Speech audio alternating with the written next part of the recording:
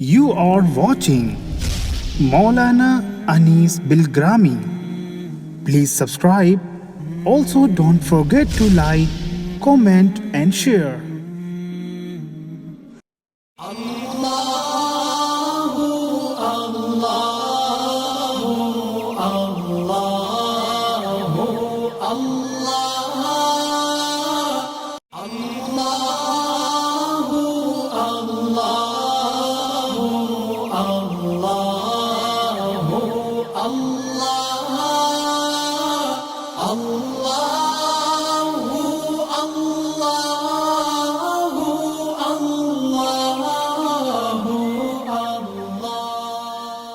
السلام علیکم ورحمۃ اللہ وبرکاتہ۔ بسم اللہ الرحمن الرحیم۔ الحمد للہ رب العالمین والصلاة والسلام علی سید المرسلین وعلی آلہ واصحابہ وازواجہ وذریاتہ واہل بیتہ اجمعین، اما بعد۔ اللہ رب العزت نے ہمارا اور آپ کا جو یہ بدن بنایا ہے، اس میں دل کی یقیناً بڑی اہمیت ہے، اور ہمارے بدن میں اللہ رب العزت نے بہت ساری کھڑکیاں بنائی ہیں، وہ دل کی کھڑکیاں ہیں۔ ان کھڑکیوں سے باہر کی چیزیں دل تک پہنچتی ہیں۔ کسی بھی جگہ تک کسی چیز کو پہنچانے کے لیے کوئی نہ کوئی راستہ چاہیے ہوتا ہے۔ دلوں تک باہر کی چیزیں پہنچانے کے لیے اللہ رب العزت نے کچھ کھڑکیاں بنائی ہیں۔ باہر کی چیزیں ان کھڑکیوں کے ذریعے دل تک پہنچتی ہیں۔ علامہ قرطبی رحمۃ اللہ علیہ نے قرآن مجید کی تفسیر میں وضاحت کرتے ہوئے لکھا ہے کہ دل کی کھڑکیوں میں سب سے بڑی کھڑکی آنکھ ہے، اور بھی کھڑکیاں ہیں، لیکن دل تک کسی چیز کو پہنچنے کے لیے سب سے بڑی کھڑکی کیا ہے؟ آنکھ۔ یہ اصول ہمیں ہمیشہ یاد رکھنا چاہیے کہ بدن کے جس عضو سے کوئی کام کرنے میں ثواب بہت زیادہ ملتا ہے، تو اس کے برخلاف کوئی کام کرنے میں گناہ بھی اتنا ہی زیادہ ہوگا۔ اصول ہے۔ ہم اور آپ جو نیکیاں کرتے ہیں، نیکی کے کام کرتے ہیں، ان میں اعضاء ہی تو استعمال ہوتے ہیں۔ کوئی بھی آپ نیکی کا کام کریں، اس میں اعضاء استعمال ہوں گے۔ نماز میں تو سارے اعضاء استعمال ہو جاتے ہیں۔ ان اعضاء میں جو آنکھ ہے، نیکیوں کے کمانے کے لیے یہ بہت بڑا ذریعہ ہے، تو اسی کے اپوزٹ سمجھ لیجئے کہ گناہوں کے کرنے میں بھی اس کا بہت بڑا دخل ہوگا۔ جب اس سے نیکیاں بہت زیادہ کمائی جاتی ہیں تو پھر گناہوں کی بھی کوئی حد نہیں ہوگی۔ بیت اللہ کی عظمتیں، اس کی رفعتیں کس قدر زیادہ ہیں، اس کا ہم اور آپ تصور نہیں کر سکتے۔ اللہ رب العزت اپنے اس گھر پر روزانہ 120 رحمتیں نازل کرتا ہے۔ وہاں پہنچ کے آپ نے طواف کیا، 120 میں سے 60 رحمتیں مل جائیں گی اللہ کے گھر کا طواف کرنے پر۔ وہاں نماز ادا کر لی، صحن کعبہ میں، بیت اللہ سامنے ہے، مسجد الحرام میں نماز ادا کر لی، تو اس میں سے 40 رحمتیں آپ کو مل جائیں گی۔ طواف بھی نہیں کیا، نماز بھی نہیں ادا کی، بس بیٹھے بیٹھے اللہ کے گھر کو دیکھ لیا، وہ آپ کی ایک نظر بیت اللہ پر کیا پڑی، اللہ نے آپ کو 20 رحمتیں عطا کر دی۔ قرآن مجید کی تلاوت پہ یقیناً بڑا ثواب ہے، ہر حرف پر 10 نیکیاں تو ملتی ہی ملتی ہیں کم از کم۔ رمضان میں پڑھیں تو اور زیادہ اضافہ ہو جاتا ہے۔ قرآن کی تلاوت زبان سے نہیں کی، قرآن مجید کی ایک آیت بھی نہیں پڑھی، بس اللہ کے کلام کو کھولا اور دیکھ لیا، تو میرا رب ہمیں اور آپ کو اپنے کلام کے دیکھنے پر بھی ثواب عطا کرتا ہے، اور یہ ثواب آنکھوں کے ذریعے حاصل ہو رہا ہے۔ جب اس آنکھ سے ہم اتنی نیکیاں کماتے ہیں، اور دل کی سب سے بڑی کھڑکی یہ آنکھ ہے، باہر جو کچھ دکھتا ہے اس کا سیدھا اثر دل پہ پڑتا ہے۔ اللہ کے کلام کو دیکھا، اس کا سیدھا اثر دل پہ پڑے گا، دل کی دنیا ضرور بدلے گی۔ ماں باپ کو دیکھا، ان کا رحم یاد آئے گا، ان کا کرم یاد آئے گا، ان کی شفقتیں یاد آئیں گی، ان کی مہربانیاں یاد آئیں گی، ان کی پرورش یاد آئے گی کہ ہمارے ماں باپ نے ہمارے ساتھ میں کتنی قربانیاں دی ہیں، ہمیں کیسے پالا پوسا ہے، یاد آئے گا۔ باپ پر نظر پڑے گی تو باپ کی وہ خدمات، دل کی کھڑکی جو آنکھ ہے، اس آنکھ کے ذریعہ دل تک وہ سب کچھ پہنچے گا، ان کا احترام بڑھے گا۔ بیت اللہ کو دیکھتے ہیں جہاں انوار کی بارش ہی ہوتی رہتی ہے، ہما وقت انوار الہی کی بارش ہوتی ہے اللہ کے گھر پہ، تجلیات الہی کا ہما وقت وہاں نزول ہوتا رہتا ہے۔ ان اول بیت وضع للناس للذی ببکۃ مبارکا وہدی للعالمین، یہ تعارف کرایا ہے قرآن مجید میں اللہ رب العزت نے اپنے گھر کا، جہاں برکتیں ہی برکتیں ہیں تمام جہان والوں کے لیے۔ اس کو دیکھا، اس کا عکس دل میں اترا، اس کا عکس دل میں اترا، اور عکس اترتے ہی دل روشن ہو گیا، کیونکہ دل کی سب سے بڑی کھڑکی آنکھ ہے، دیکھنے سے یہ قلب متاثر ہوئے بغیر نہیں رہ سکتا۔ کہیں جا رہے ہیں لبے سڑک، سفر میں جا رہے ہیں، سڑک کے کنارے کوئی کتا مرا ہوا پڑا ہے، بدن اس کا پھول گیا اور پھٹ گیا، آپ گاڑی میں ہیں، شیشے بند ہیں، باہر کی بدبو اندر نہیں آئے گی، آپ کی گاڑی میں اے سی چل رہا ہے، بدبو کا ذرہ برابر بھی احساس نہیں ہوگا، آپ اس مردہ کتے سے دور بھی بہت ہیں، مگر نظر میں دیکھا ہے نا، جی مالش کرنے لگے گا، طبیعت میں تقدر پیدا ہو جائے گا، اس کو دیکھتے ہی الجھن ہوگی۔ حد یہ ہے کہ آپ اپنی نظروں کو اس سے ہٹا ہی لیں گے، کیونکہ دل کی کیفیات بدلنی شروع ہو جائیں گے اس کو دیکھتے ہی۔ بیٹا، اللہ سب کے بیٹوں کی حفاظت فرمائے، حادثے کا شکار ہو گیا،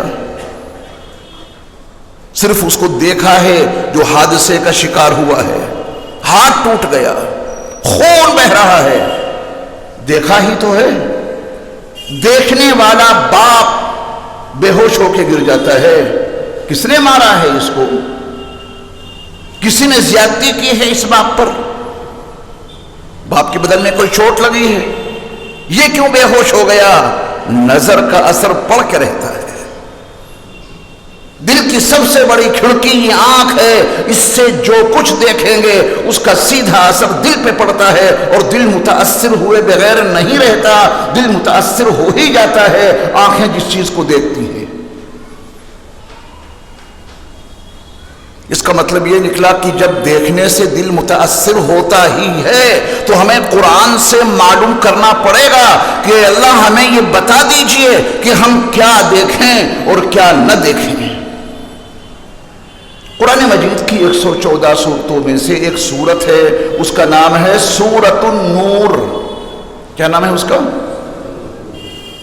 نبی علیہ الصلوۃ والسلام کی ہدایت ہے کہ یہ سورہ نور اپنے گھر والوں کو پڑھا دیا کرو۔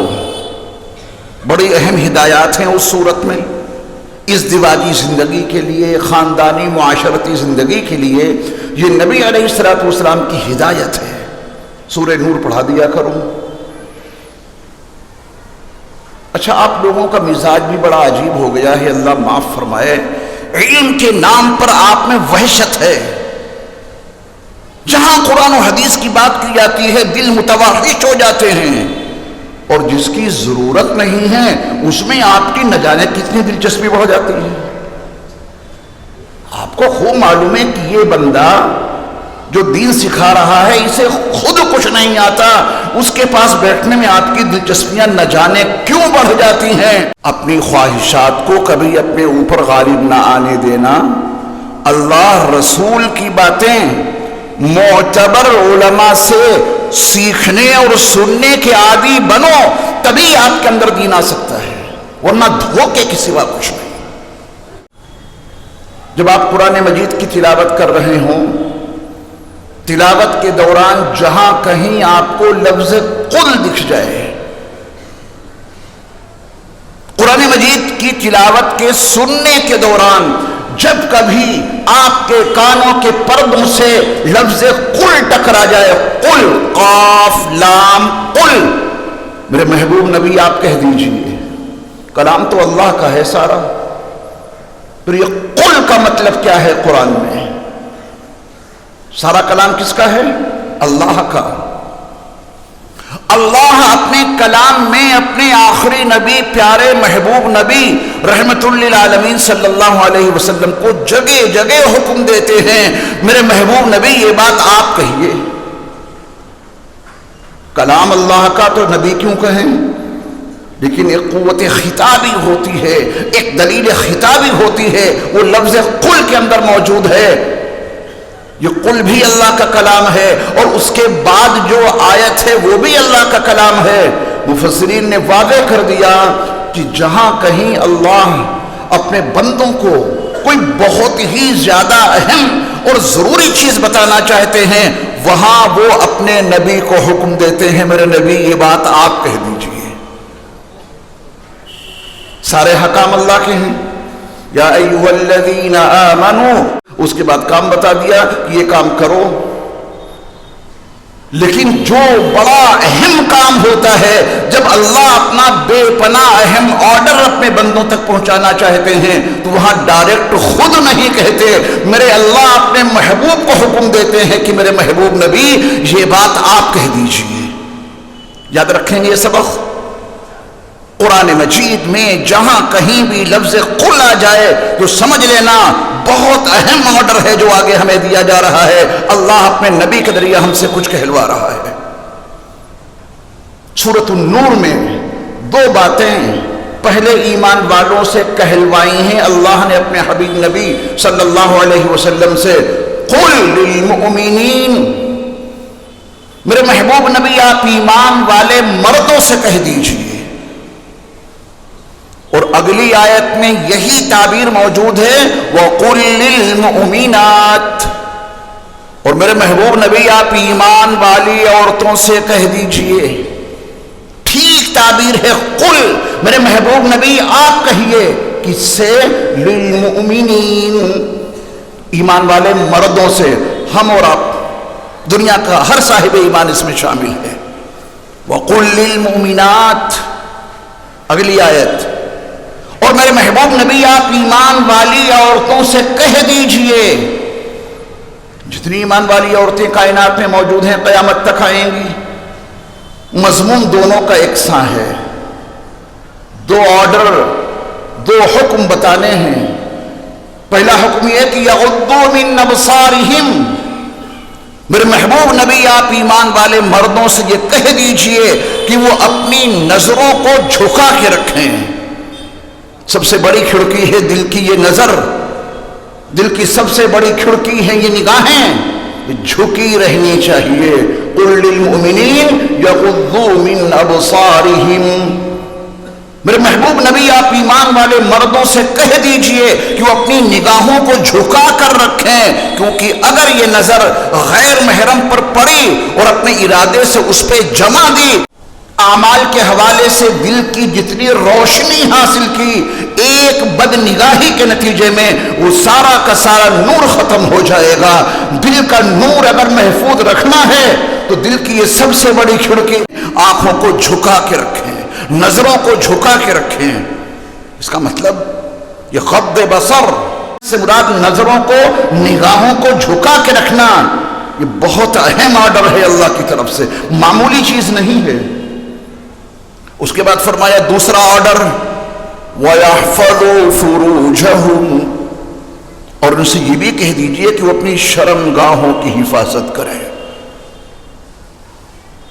مفسرین نے لکھا ہے کہ شرمگاہوں کی حفاظت سے پہلے اللہ نے نظروں کو جھکانے کا حکم اس لیے دیا ہے کہ نظریں اگر جھکی رہیں گی، نامحرم پہ نظر نہیں پڑے گی تو شرمگاہ ویسے ہی محفوظ رہے گی۔ انسان اپنی نگاہوں سے گناہ کرتا ہے، دکان پر بیٹھے ہیں، کوئی بچی جا رہی ہے، کوئی خاتون جا رہی ہے، جب تک وہ نگاہوں سے اوجھل ہو کر کسی آڑ میں نہیں پہنچ جاتی، جب تک اسے مسلسل دیکھتے ہی رہتے ہیں، دل میں نور نہیں بچے گا، نہیں بچے گا، دل کی نورانیت ختم ہو جائے گی۔ اس بد نگاہی کی وجہ سے دل تاریک ہو جائے گا۔ ہر گناہ کرنا آسان ہو جاتا ہے جب دل میں اندھیرا ہوتا ہے، دل کا نور ختم ہو جاتا ہے بد نگاہی کی وجہ سے، دل میں ظلمتیں پیدا ہو جاتی ہیں، تاریکیاں پیدا ہو جاتی ہیں بد نگاہی کی وجہ سے، پھر ہر گناہ کرنا آسان ہو جائے گا۔ اس لیے اللہ نے اپنے محبوب نبی صلی اللہ علیہ وسلم کو یہ حکم دیا کہ یہ بات میرے محبوب نبی آپ ایمان والے مردوں سے کہہ دیجئے اپنی نگاہوں کو جھکا کے رکھیں اور اپنی شرمگاہوں کی حفاظت کریں۔ اور ٹھیک یہی بات اللہ نے وَقُلْ لِلْمُؤْمِنَاتِ يَغْضُضْنَ مِنْ أَبْصَارِهِنَّ وَيَحْفَظْنَ فُرُوجَهُنَّ، میرے محبوب نبی آپ کہہ دیجئے ایمان والی عورتوں سے کہ وہ بھی اپنی نگاہوں کو جھکا کر رکھیں اور اپنی شرمگاہوں کی حفاظت کریں۔